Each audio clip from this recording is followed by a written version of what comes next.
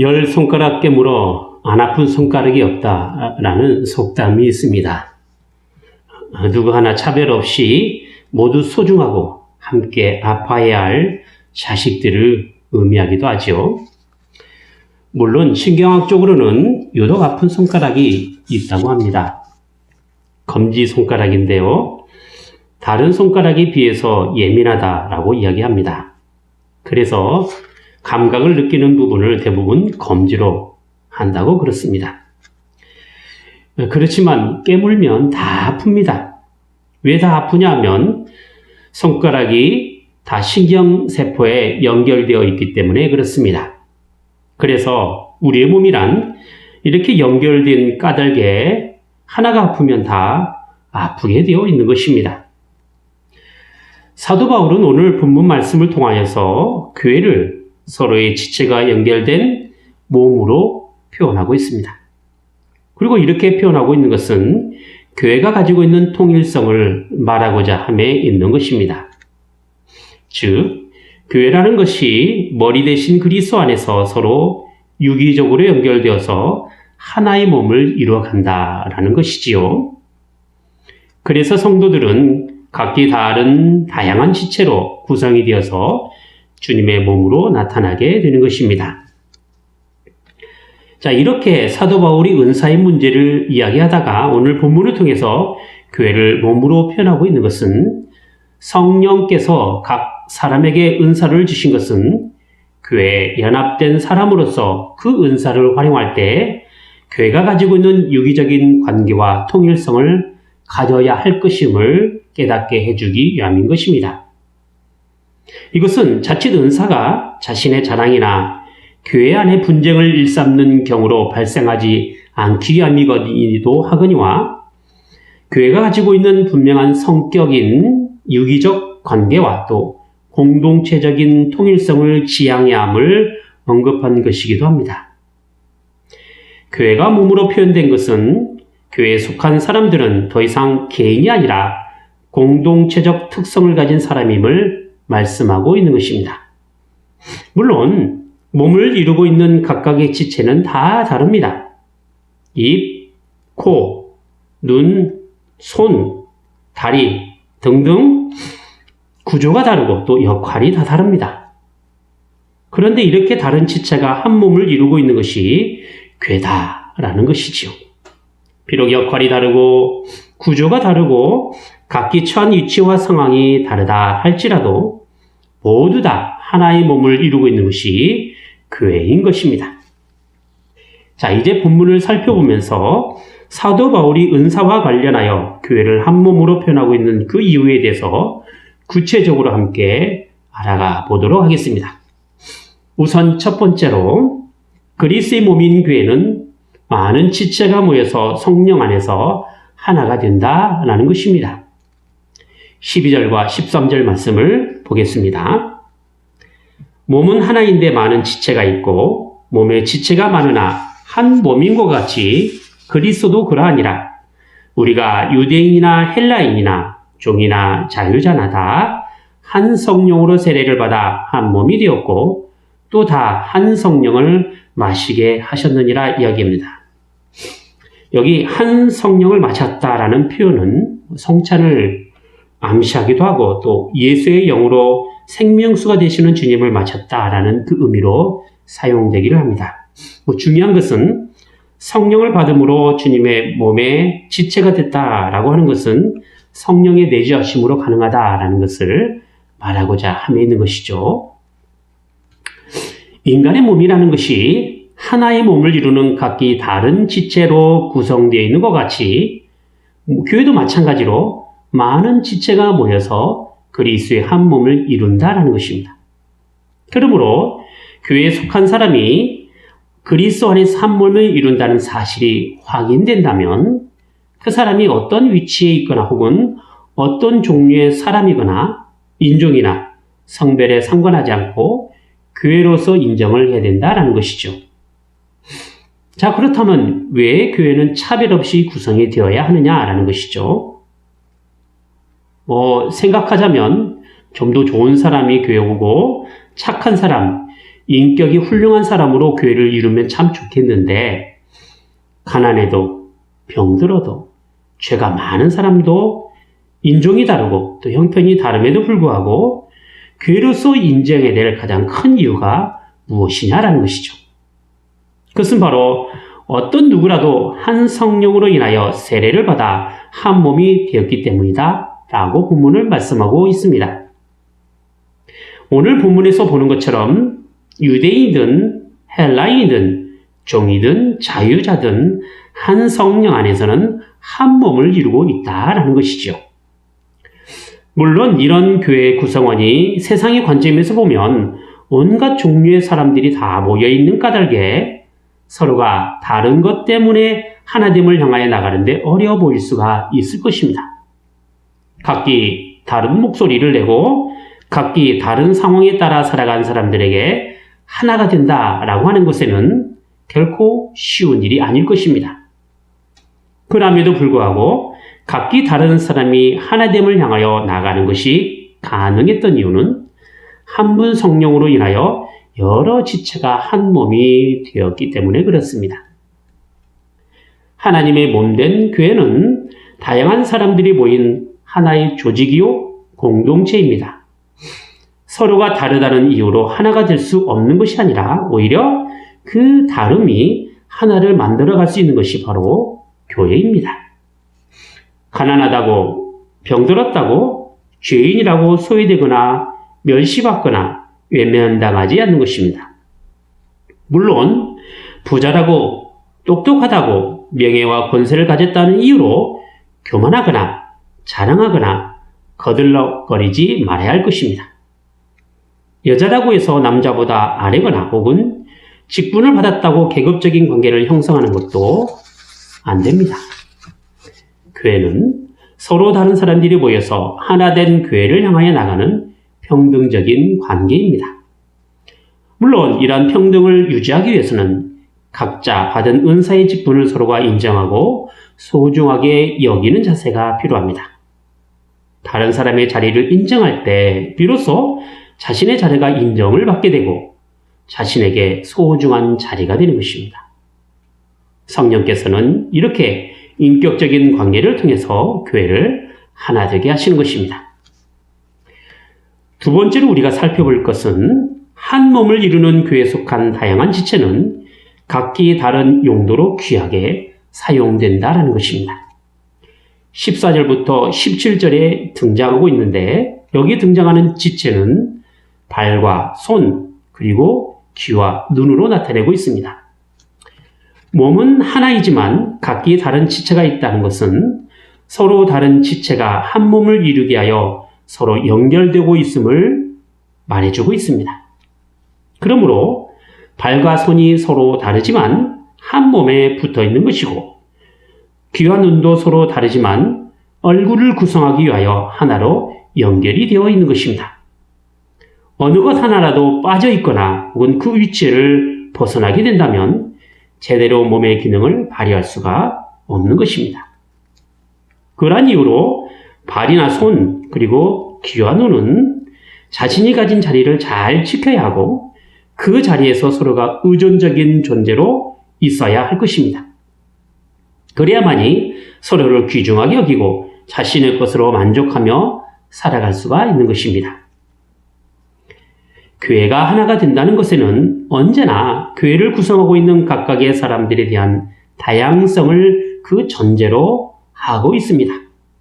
물론 그 다양성이란 적어도 교회 안에서는 자신이 가진 특별한 위치나 상황이 혼자만의 것이 아니라는 것을 염두에 두고 있습니다. 제 아무리 자신이 다른 사람보다 훌륭하고 더 나아 보이고 대단한 능력을 나타내고 있다 하더라도 교회의 지체로서 살아가고 있는 한 독립적인 존재로 주장할 수가 없습니다. 왜냐하면 유기체적인 관계에서 벗어난다라고 하는 것은 교회에서 요구하는 자신의 능력이라는 것이 사용될 수도 없기 때문에 그렇습니다. 이것은 마치 손이나 발이 몸을 떠나면 손과 발의 기능을 나타낼 수 없는 것과 마찬가지가 되는 것이죠. 몸에 붙어 있을 때에만이 본래 그 기능을 나타낼 수가 있는 것입니다. 에베소서 4장 16절에 보면 그에게서 온몸이 각 마디를 통하여 도움을 입음으로 연락하고 상합하여 각 지체의 분량대로 역사하여 그 몸을 자라게 하며 사랑 안에서 스스로 세우느니라 했습니다. 각각의 지체가 자신의 분량대로 기능을 발휘하면서 주님의 몸을 이루는 것이지요. 더 나아가 각각의 지체 간에는 한쪽이 다른 한쪽에게 명령하거나 혹은 무시하거나 혹은 우열관계에 있지 않다라는 것입니다. 교회에 속한 사람들은 서로에게 명령하는 위치에 있는 것이 아니라 서로를 존중하며 서로를 신뢰하며 하나님의 말씀에 따라 순종하는 것에 있습니다. 교회 안에서 지체 역할을 한다는 것은 서로 조화를 이루며 협력하는 것에 있는 것이지 자신의 잘남을 내세워서 어느 한 사람을 높이거나 세상 자랑의 용도로 사용해서는 안 되는 것입니다.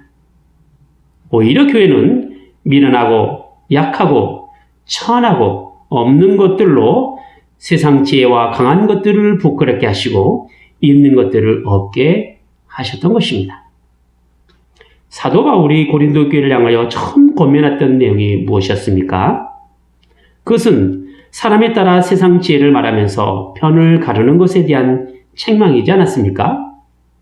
하나님의 미련한 것이 세상의 지혜보다 더 지혜 있고 하나님의 약한 것이 세상보다 더 강한 법입니다. 그래서 우리가 그런 하나님의 교회를 세워가고 있으니 세상 기준에 따른 잘남과 지혜가 아니라 하나님의 지혜에 따른 순종과 헌신이 필요한 것입니다. 그런 점에서 볼 때 우리가 각기 지체로서 그 역할을 감당한다라고 하는 것에는 언제나 머리가 되신 주님의 명령에 따라 순종하는 그 사실로서 나타나야만 합니다. 손과 발이 그 역할을 하는 것에는 언제나 머리가 되시는 주님의 명령에 따라 순종할 때 가능하다는 것이죠. 물론 눈과 귀도 마찬가지가 되는 것이지요. 몸에 붙어있는 모든 지체는 머리가 명령함으로써 그 역할을 감당할 수가 있는 것입니다. 손이나 발이 스스로 명령해서 움직이지 않습니다. 눈은 보는 기능이 있고 귀는 듣는 기능이 있지만 그 기능을 수행할 수 있도록 하는 것은 오직 머리에 명령이 있을 때만이 가능한 법입니다. 머리가 되시는 주님의 명령에는 지체가 되는 각자에게 향한 고유하고 소중한 명령입니다. 어느 것 하나라도 소홀하거나 쓸데가 없거나 귀하지 않다라고 할 것이 없다라는 것이죠. 그런 점에서 우리는 머리가 되시는 주님으로부터 모두 다 소중한 지체가 된다라는 것입니다. 세 번째로 우리가 생각해 볼 것은 몸을 이루고 있는 지체는 즐거움이나 고통도 함께 나눠야 될 존재가 된다라는 것이죠. 26절 말씀을 보겠습니다. 만일 한 지체가 고통을 받으면 모든 지체도 함께 고통을 받고 한 지체가 영광을 얻으면 모든 지체도 함께 즐거워하나니 라고 했습니다. 하나님의 몸을 이뤄가는 지체 간에 중요하게 생각해야 할 것은 인생의 고락을 함께 해야 된다라는 것이죠. 우리의 육체라는 것이 어디 하나 아프면 온몸이 다 아프지 않겠습니까? 몸의 한 곳이 다치거나 망가지게 되면 그 한 곳만이 아니라 몸 전체가 아파야 하는 것은 지체 하나가 따로 떨어져 있는 것이 아니라 몸에 붙어 있는 까닭에 다른 지체까지 아프게 되고 또 망가지게 되는 것입니다. 손이 다치면 손만 불편하지 않습니다. 손 때문에 온 몸 전체가 불편하게 되는 것입니다. 교회가 그래야 됩니다. 교회에 속한 어느 한 지체의 아픔이 곧 교회의 고통이 되고 한 지체의 영광이 곧 교회의 즐거움이 되어야 하는 것입니다. 만약 같이 아프지 않게 되면 같은 몸을 이루고 있지 않거나 또 같은 몸이라도 신체 기능이 죽어 있거나 그런 것이겠지요. 마찬가지로 교회에 속한 어느 한 부분이 멋있으면 다른 부분도 멋있어야 합니다. 왜냐하면 아무리 못난 부분이라도 한 부분의 멋있음으로 인하여 함께 멋있어지기 때문에 그렇습니다. 사람들 보기에는 잘 드러나 보이지 않더라도 그렇게 별 관심이 없다 하더라도 하나님께서는 지체 한 부분을 귀하게 사용하셔서 멋진 교회로 세워가게 하시는 것입니다. 아픔을 나누면 반이 되고 즐거움을 나누면 배가 된다라고 했습니다. 나눔의 정신은 고통을 반으로 줄이고 즐거움을 배나 더하게 하는 것입니다. 야고보서 5장 13절에 뭐라고 말씀하십니까? 너희 중에 고난당하는 자가 있느냐? 저는 기도할 것이요. 즐거워하는 자가 있느냐? 저는 찬송할지니라 라고 했습니다. 고난이 우리의 기도가 되고 즐거움이 우리의 감사 찬송으로 나올 때 비로소 교회가 잘 세워져가는 증거가 된다라는 것이죠. 교회에 속한 지체가 어려운 문제가 발생하거나 또 고통스러운 일이 닥치게 되면 교회가 함께 그 아픔과 어려움에 참여해야 합니다. 또한 교회에 속한 지체가 감사함만 하고 즐거운 일이 생긴다면 역시 교회가 그 즐거움에 참여해야 합니다. 그래서 교회는 교인들이 상을 당하거나 혹은 육체적인 고통 가운데 어려움을 겪거나 혹은 병이 들어 입원해 있을 때 찾아가서 위로하고 기도하는 것입니다. 때로는 해결책이 있는가를 찾아보게 되는 것이죠. 또한 교회는 교인들이 축하받을 만한 일이 있으면 함께 축하해주고 감사할 만한 제목으로 감사하게 되는 것입니다. 그래서 새롭게 사업을 시작하거나 집을 마련하는 것이나 축하받을 만한 결혼식이나 또 생일을 그 즐거운 자리로 함께 하면서 축하하게 되는 것입니다. 우리가 함께 교회를 이루는 사람들이라고 말한다면 마땅히 이런 자세를 가지고 살아가야 합니다. 왜냐하면 교회는 이러한 공동체 의식과 성격을 분명하게 가지고 있기 때문에 그렇지요. 이제 마지막으로 우리가 생각해 볼 것은 교회는 다양한 은사를 가진 사람들로 인하여 몸된 교회를 인도해 나가신다라는 것입니다. 본문 28절에 보면 여러 다양한 은사를 가진 사람들이 나오는데 여기에 나오는 첫째는 사도요, 둘째는 선지자요, 다음은 교사요, 능력 행하며 병 고치는 은사요, 서로 돕는 것과 다스리는 것과 각종 방언으로 표현을 하고 있습니다. 자, 이렇게 표현한 것은 어떤 차별을 두기 위한 것은 분명히 아닙니다. 성령께서 주신 은사는 본질적으로 다 같은 것입니다. 하지만 이렇게 첫째, 둘째로 이렇게 표현하고 있는 것은 역사적으로 볼 때 순서상 그렇게 나타나게 되었음을 표현하고 있는 것뿐입니다. 중요한 것은 각자가 가지고 있는 고유한 은사를 통해서 하나님께서 교회를 이뤄가고 계신다, 이런 사실이 있는 것이죠. 교회에 속한 사람들이 다 사도가 아니고 다 선지자가 분명히 아닙니다. 다 가르치는 은사가 있는 것도 아니고 다 남을 돕는 것과 다스리는 은사를 주신 것도 분명히 아니라는 것입니다. 자신이 하나님께 받은 고유한 은사를 가지고 자신의 자리에서 그 일을 감당해 나갈 때 하나님께서 몸된 교회를 세워가신다라는 것이죠. 그래서 손은 손의 역할을 하는 것이고 다리는 다리 역할을 하는 것입니다. 눈이나 코도 마찬가지가 되는 것이죠. 물론 손이 없을 때 다리가 손의 역할을 해야만 하는 경우도 때로는 있을 것입니다. 하지만 그것은 그 지체가 없거나 그 기능을 하지 못하여서 도무지 그 역할을 그 지체가 감당하지 못했을 때 하는 것이죠. 그만큼 교회의 한 지체로서 자신이 감당해야 될 역할이나 자리는 교회가 바르게 세워감에 있어서 매우 중요하게 차지하고 있는 것입니다. 우리가 지난주에 은사에 관련해서 이야기를 나누었지만 은사의 활용은 반드시 교회를 세워가는 일에 쓰임이 되어야 된다라고 이렇게 말씀을 제가 드렸습니다. 교회를 떠나서는 은사라고 할 수 없다라는 것이죠.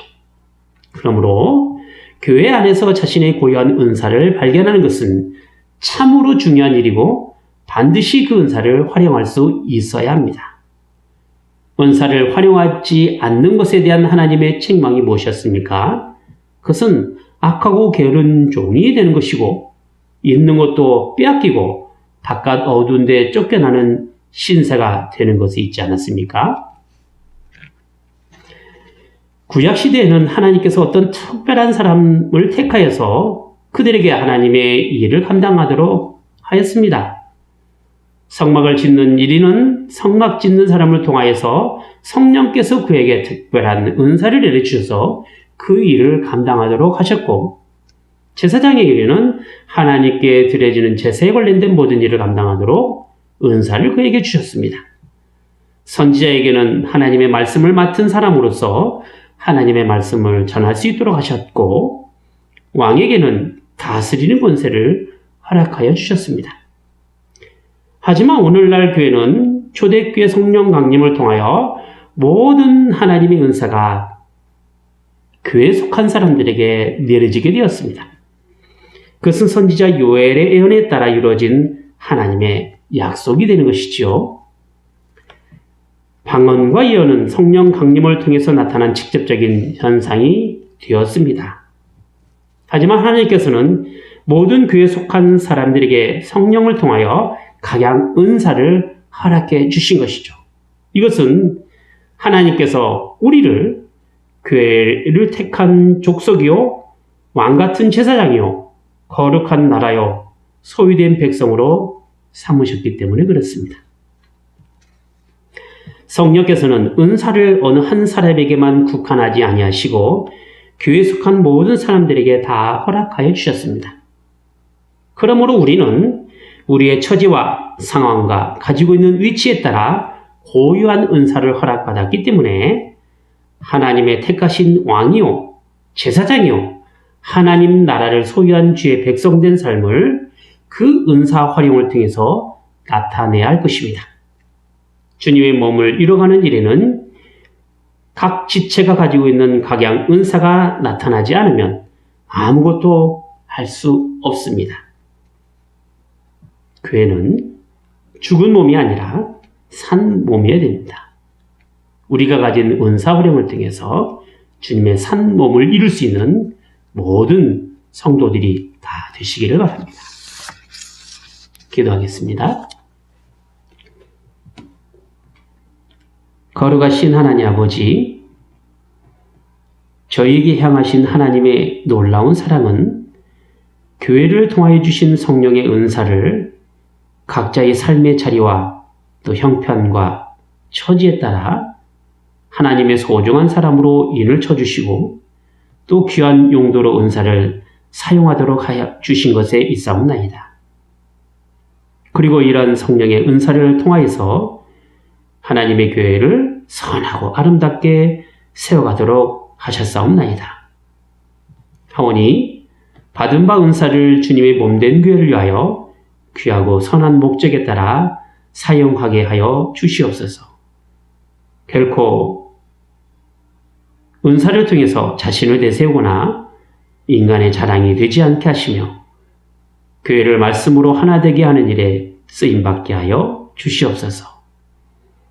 하나님께서 주신 각자의 삶이 하나밖에 없는 귀한 것으로 알아서 최선을 다하여 자신에게 주어진 삶을 살아가게 하시고 다른 사람의 삶의 자리 또한 소중하게 생각하고 존중하여서 각자 받은 은사에 따라 질서 있게 교회를 이루며 살아가게 하여 주시옵소서. 함께 어려움을 기도로 나누게 하시고 함께 누려야 될 즐거움을 기쁨의 찬송으로 나눌 수 있는 나눔의 공동체가 되게 하여 주시옵소서. 주 예수 그리스도 이름으로 기도하옵나이다. 아멘.